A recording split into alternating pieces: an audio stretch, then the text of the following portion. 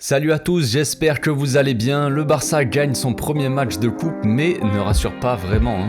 C'est peu de le dire.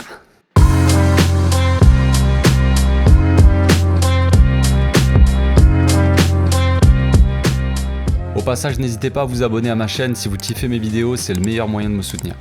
Débrief à froid les amis, retour sur la victoire d'hier soir. Bon, maintenant que la déception est un peu redescendue, on peut se dire que le match d'hier, même si c'était une bouillie, c'est pas vraiment significatif de notre forme actuelle non plus. Il y a des choses inquiétantes, ça c'est sûr, mais il y a aussi des explications à tout ça. L'équipe va de mieux en mieux depuis l'arrivée de Xavi, de toute façon, j'imagine que tout le monde le voit, mais on voit aussi que le peu de confiance gagné depuis quelques semaines disparaît au moindre problème ou à la moindre hésitation de la défense. Xavi a parlé après le match, il a dit que c'était une victoire très importante car au final voilà on passe au tour suivant, bon ok voilà, rien d'exceptionnel. On a eu du mal à avoir la supériorité au milieu de terrain d'après lui et il manquait peut-être un peu de talent pour faire la différence, pour finir les actions en tout cas. Il a dit que le 3-4-3 était un système risqué parce qu'on pouvait se faire prendre en transition et que c'était difficile pour nous parce qu'on a des joueurs quand même assez lents. Après je suis désolé frérot mais le but ne vient pas d'une contre-attaque non plus, genre ça vient d'un manque d'agressivité, d'intensité et de concentration tout simplement. Avant le match, Xavi avait dit aux joueurs pourtant qu'ils étaient meilleurs, mais qu'il pouvait y avoir une expulsion stupide ou alors qu'on soit pas à la hauteur de l'intensité. Et c'est ce qui est arrivé. Pendant la mi-temps, il a dit aux joueurs qu'ils pouvaient parler pendant 3 heures de tactique s'ils voulaient, mais que cette victoire, il l'aurait au courage. Xavi est content aussi de l'entrée de Dembélé car il a fait la différence. Ok, oui, il met un but, c'est bien, c'est cool. Jutla a parlé aussi après le match, il a dit qu'il était très heureux d'aider l'équipe, de faire ce que l'entraîneur lui demande de faire. Il est à la disposition du Barça pour tout ce dont on a besoin, ok, c'est cool. Il a parlé de son but, il a dit que Xavi parle beaucoup d'interpréter le jeu. Il a expliqué un peu comment il a vu ça, il a vu que Nico était au milieu, dans l'axe, voilà, il s'est écarté un peu du marquage. Ensuite, voilà, il a fait le taf, il a passé le joueur, il a fini proprement. 3 buts pour Jutla cette saison, c'est plutôt encourageant. Moi, j'aime beaucoup ce gars perso, mais on en parle plus tard. Le retour de Dani aussi s'est plutôt bien passé, il était très heureux de défendre à nouveau les couleurs du Barça. Il a dit que c'était comme un film dans sa tête, que c'était un cadeau très spécial, qu'il essaie de profiter, d'aider et de souffrir aux côtés de ses coéquipiers. Le but c'est pas de souffrir, c'est de se faire plaisir. Parce que souffrir, dans le sens je me battrais, mais bon, là hier c'était dans le sens on souffre parce qu'on sait pas jouer quoi. Mais bon bref, Dani était également très satisfait du résultat, la coupe, il dit que c'est un tournoi où il y a beaucoup de surprises, mais que il voulait pas se faire avoir, et que des fois il faut être fort mentalement pour passer au tour suivant, et c'est ce que d'après lui ils ont été, mais bon je sais pas, je suis pas trop d'accord avec ça non plus, mentalement on n'était pas non plus incroyable les gars. Il a parlé aussi de sa position sur le terrain, il a joué entre le latéral et le milieu de terrain en essayant de remplir les espaces et d'avoir une supériorité dans l'axe au milieu quoi.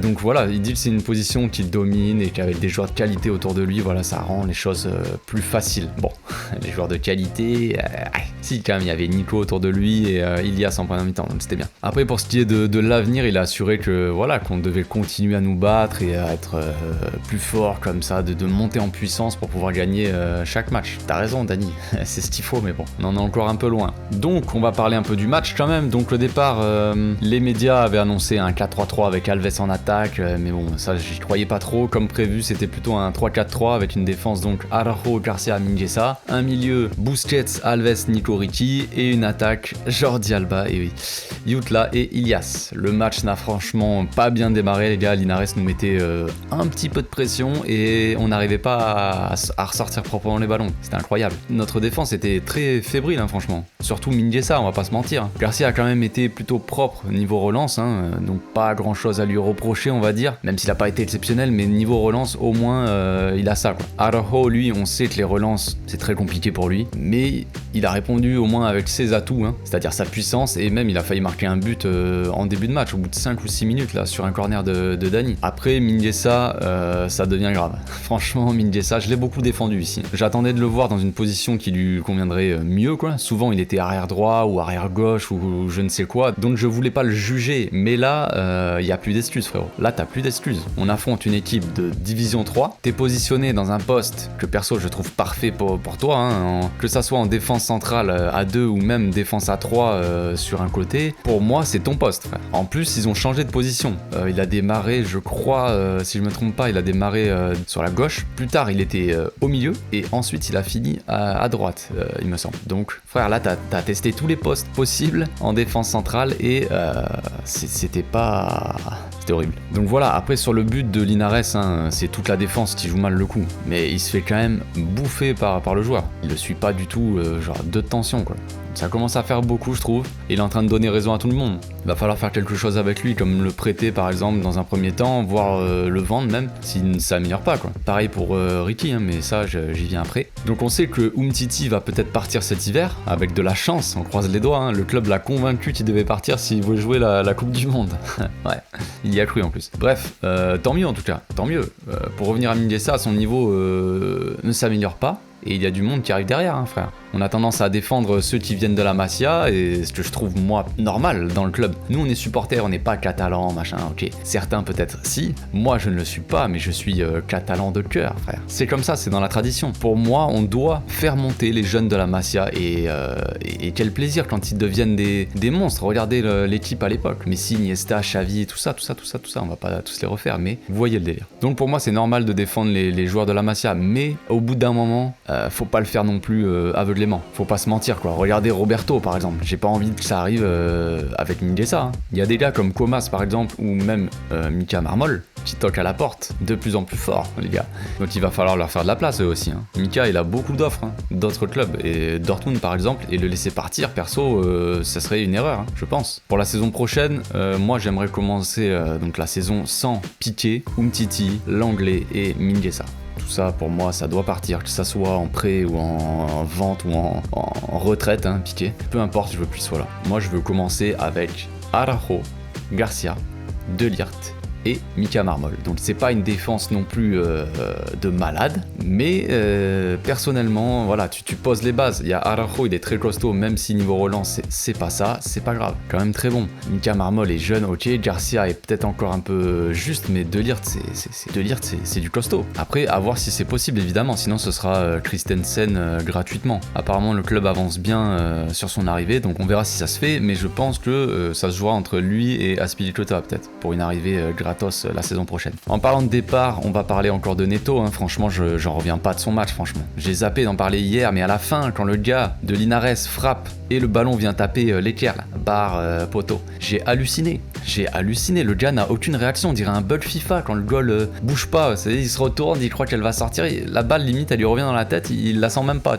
presque, ça aurait pu arriver. Je sais pas ce qu'il fait encore là, et j'imagine que Xavi le mettra plus, c'est pas possible, franchement, c'est pas possible de le voir jouer sur le terrain. Lui c'est un scandale, je comprends pas comment il peut encore être dans notre club. On fait trop de bénévolat, sérieux, faut arrêter de payer des gars qui sont pas plus footballeurs que tonton.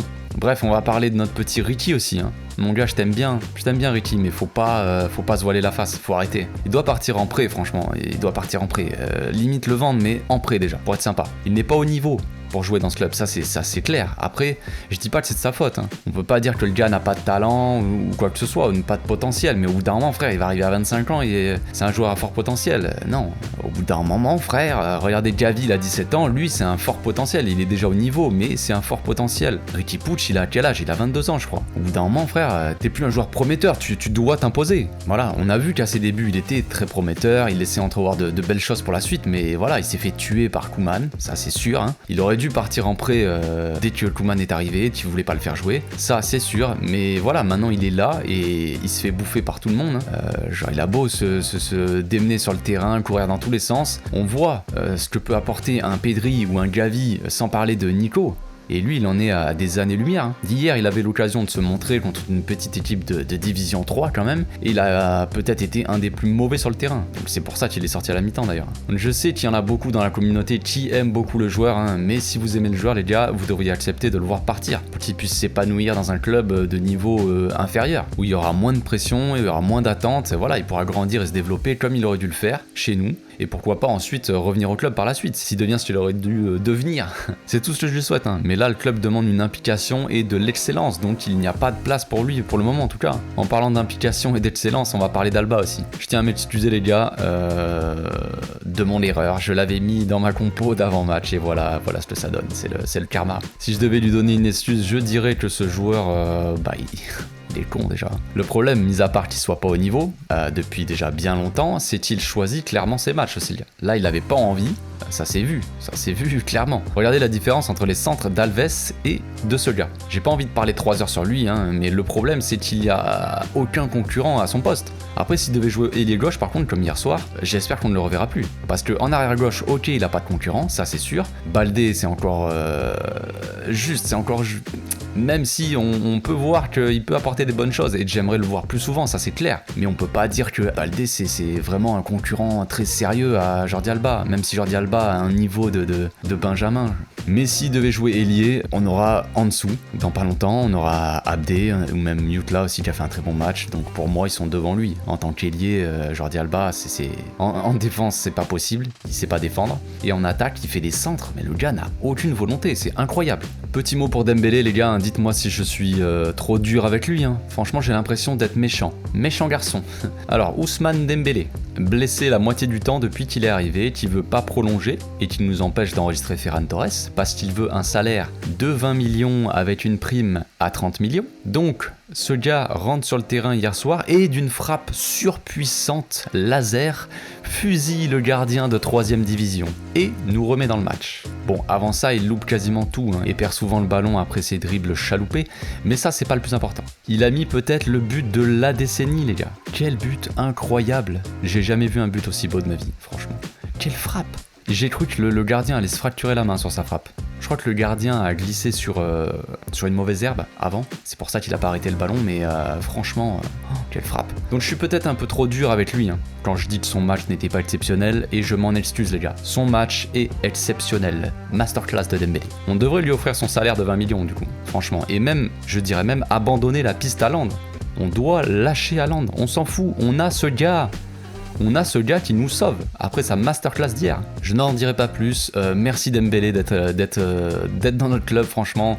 Depuis que t'es arrivé, de toute façon, la vie est tellement plus belle, tu nous sauves la vie. Merci. Bref, en tout cas, j'ai beaucoup aimé Jutla, hein. Un gars qui est vraiment intelligent, franchement. Il joue bien, il en fait jamais trop, et joue pour l'équipe. Il en profite pour claquer encore un but, c'est bien pour lui et pour nous s'il monte en puissance, hein. Pour la suite, c'est cool. Ça donne des solutions pour la suite de la saison et quand il faudra faire souffler certains joueurs. Sinon, les mauvaises nouvelles s'enchaînent les amis, nouvelle blessure pour le Barça, hein. Ronald Araujo a dû quitter le terrain à la mi-temps à cause d'une fracture de la main apparemment. Une fracture du métacarpien de la main droite, exactement, je suis médecin, oui, chirurgien plasticien, ce qui pourrait l'empêcher de jouer pendant longtemps apparemment. Donc ça commence à faire beaucoup pour lui, mine de rien. Depuis son arrivée au Barça, il était blessé 7 fois, il me semble. Donc attention frérot, nous fait pas une Dembélé non plus. Oh, pardon, excusez-moi. Il a passé des tests hier soir et voilà, ils vont décider aujourd'hui s'il devra se faire opérer ou pas. S'il se fait opérer, il pourrait ne plus être dispo pendant très longtemps, voire peut-être même jusqu'à la fin de la saison. Je sais plus combien de mois ils ont annoncé, mais donc ça serait une très mauvaise nouvelle. Hein. Et s'il ne se fait pas opérer, dans tous les cas, il jouera avec la main pétée, donc avec une gêne constante à tous les matchs. Donc très complexe, très complexe. Je ne sais plus quoi dire. On n'a plus de défense, on n'a pas d'attaque, on n'a pas de défense, on a rien en fait. Compliqué. Frenkie de Jong aussi a également dû sortir du terrain. Blessure musculaire à la jambe droite, là je sais plus si c'est au mollet ou... Bref. Il passera des tests aujourd'hui normalement pour savoir si c'est grave et la durée de l'indisponibilité. Donc ça franchement ça me saoule. Ça me saoule, ça me gonfle trop, il y a trop de blessures. C'est n'importe quoi. T'attends le retour des blessés et là t'en as d'autres qui les rejoignent à l'infirmerie. Ça commence à fatiguer. Si Richie Puig avait fait un bon match, peut-être que Frenkie ne serait pas rentré. Qui sait? On va pas rejeter la faute non plus tout le temps sur Richie, le pauvre. Donc on finit quand même sur une bonne note. Coutinho serait très proche de partir à Aston Villa. Girard le veut apparemment. Pas savoir pourquoi, mais tant mieux pour nous. Donc ça impliquerait sûrement l'enregistrement de Ferran Torres. Possibilité, donc c'est toujours agréable. Luc de Jong aussi pourrait partir. Apparemment il aurait une préférence pour la première ligue. Je sais pas où tu vas jouer frérot, mais bon, pourquoi pas, hein. Burnley ou Brighton ou je ne sais quelle équipe de première ligue, ouais vas-y frère, n'hésite surtout pas. Martial aussi serait intéressé pour venir en prêt 6 mois chez nous. Pourquoi pas? Franchement, pourquoi pas? Il joue pas souvent avec Manchester. Moi, j'aime bien ce joueur. Il peut apporter des choses. C'est pas un crack, hein, mais c'est toujours pareil. Quand on le compare à Luc de Jong, franchement, il y a pas à chercher, quoi. Voilà, c'est tout pour les petites news. J'espère que ma vidéo vous a plu, les amis. On se retrouve demain pour l'avant-match de Grenade. D'ici là, passez une très bonne journée. Portez-vous bien, les amis. Ciao.